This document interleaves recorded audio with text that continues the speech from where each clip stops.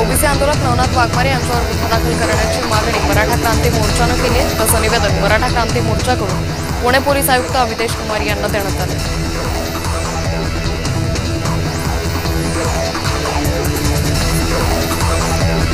शिवसेना पक्ष आणि चिन्ह सुनावणीत युक्तिवादासाठी कपिल सिब्बल यांनी वाढीव वेळेची मागणी केली आहे. बुधवारी दुपारी 4 वाजेपर्यंत युक्तिवाद संपवणार असल्याचं ते म्हणाले.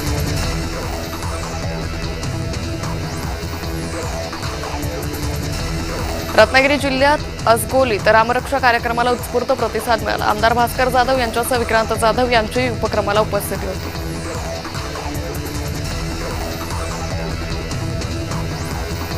शिवसेना नाव आणि चिन्ह उद्धव ठाकरे यांना मिळेल हा विश्वास असल्याचं वक्तव्य सुभाष देसाई यांनी केलंय.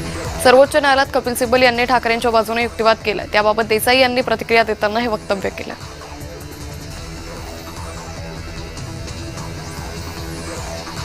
काँग्रेसचे खासदार चंद्रकांत हांडोरे यांनी होमहवन आणि मुंडन करत आंदोलन केलं. उत्तराखंडात मल्लिकार्जुन खरगे यांच्या सभेनंतर व्यासपीठावर गोमूत्र शिंपडल्याचा निषेध केला. मंगळवारी रात्री महायुतीच्या समन्वय समितीची बैठक झाली. मंत्री चंद्रशेखर बावनकुळे, मंत्री गिरीश महाजन, दादा भुसे समन्वय समितीच्या बैठकीला उपस्थित होते.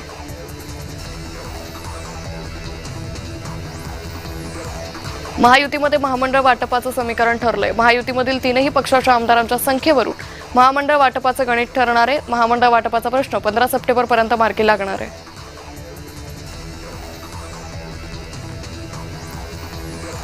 मनसे नगरसेवक यशवंत किल्लेदार यांनी महापौर बंगल्याच्या मुद्द्यावरून टीका केली आहे. महापौरांना लोकांना भेटण्यासाठी बंगला दिला जातो, यात तुमची प्रायव्हसी डिस्टर्ब होते, तर सार्वजनिक जीवनात का आलात अशी विचारणा किल्लेदार यांनी केली आहे. परिवहन मंत्री प्रताप सरनाईक यांनी मराठीत न बोलणाऱ्या रिक्षा आणि टॅक्सी चालकांवर कारवाई करणार असल्याचं सांगितलंय. कारवाईबाबत बैठक घेऊन त्यांचं स्वरूप ठरवणार असंही सरनाईक म्हणाले. महाराष्ट्र राज्य कृती समितीकडून आझाद मैदानावर आंदोलन करण्यात आलं. एमएमसीनं कर्मचाऱ्यांचं प्रमाणपत्र वितरित करावं अशी मागणी आंदोलकांनी केली. आमदार रोहित पवारांनी आंदोलकांची भेट घेतली.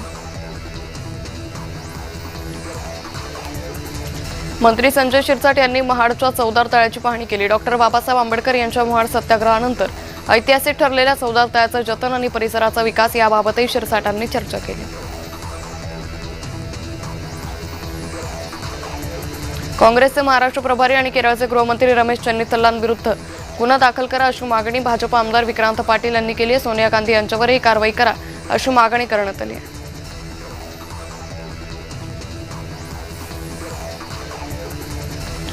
अमरावतीच्या मेळघाटातील सर्पदंशानं जखमी झालेल्या आदिवासी विद्यार्थ्यांची खासदार बळवंत वानखेडे यांनी विचारपूस केली. विद्यार्थ्यांवर खासगी रुग्णालयात उपचार सुरू आहेत.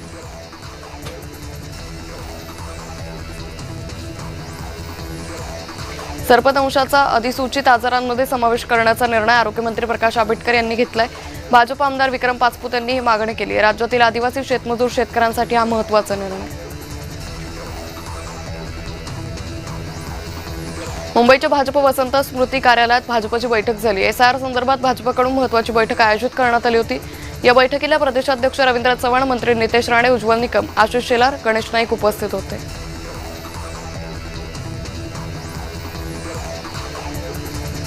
राज्य सरकार, एमआयडीसी आणि स्थानिक संघाच्या पुढाकारानं सिंधुदुर्गातील पंचतारांकित ताज हॉटेलचा मार्ग मोकळा झालाय अशी प्रतिक्रिया मंत्री शंभूराज देसाई यांनी दिली.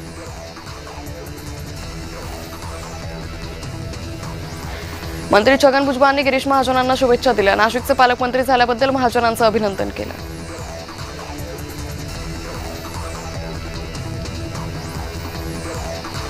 खासदार अमोल कोल्हे यांनी आमदार शरद सोनवणे यांना जोरदार उत्तर दिले. आमदार शरद सोनवणे यांनी कोल्ह्यांवर खालच्या पातळीवर टीका केली होती. आमदार मंदा म्हात्रे यांनी गणेश नाईकांना थेट इशारा दिला. आपल्या मतदारसंघातील नागरिकांना त्रास दिला तर खपवून घेणार नाही असं त्या म्हणाल्या. एसआरए आणि औषध निरीक्षक भरती परीक्षेतील कथित गोंधळावर रोहित पवार आक्रमक झाले. दोन्ही प्रकरणांचा तपास वेगानं करावा आणि दोषींवर कठोर कारवाई करावी अशी त्यांची मागणी आहे.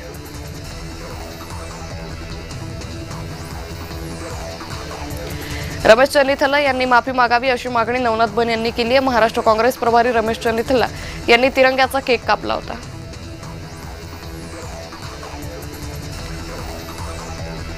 भाजप नेते निरंजन डावखरे यांनी खासदार संजय राऊतांवर टीका केली आहे. संजय राऊतांचा फोबिया झालाय. त्यांना जेवढं बघायचंय तेवढंच ते बघतात. राऊतांना सर्वच पिवळं दिसतं असं डावखरे म्हणाले.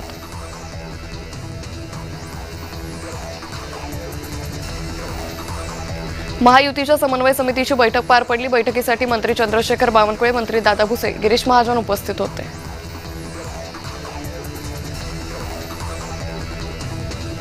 सोलापुरात नवनाथ वाघमारे यांच्या विरोधात महिला आक्रमक झाल्या. मराठा समाजातील मुलींबाबत केलेल्या वक्तव्यामुळे वाघमारे यांच्या पोस्टरला जोडे मारत निषेध करण्यात आला.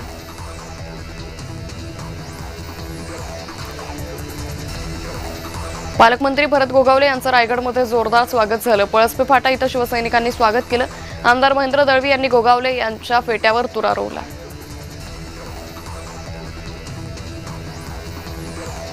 मराठा क्रांती ठोक मोर्चाचा समन्वय महेश डोंगरेंनी नवनाथ वाघमारेंनी गंभीर आरोप केले. वाघमारेंनी गुडघे टेकून माफी मागावी अशी मागणी डोंगरे पाटील यांनी केली.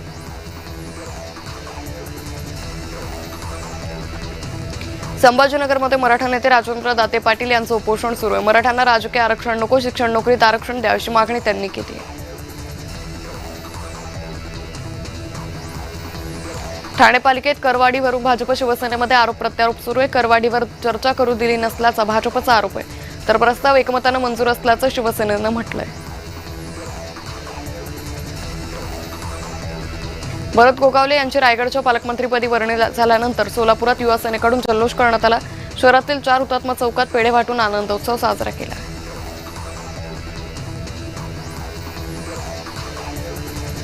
रायगड जिल्ह्याचं पालकमंत्रीपद मिळाल्यानंतर भरत गोगावले यांनी आनंद व्यक्त केला. 2.5 वर्ष वाट पाहत होतो, आता पालकमंत्री झालोय तर सर्वांना सोबत घेऊन जाऊ असं गोगावले म्हणाले. कर्जमाफीची भीती आता संपली आहे. मुख्यमंत्र्यांनी ॲग्रीस्टॅक नसेल तर कर्जमाफी देण्याचा निर्णय घेतलाय अशी माहिती चंद्रशेखर बावनकुळे यांनी दिली.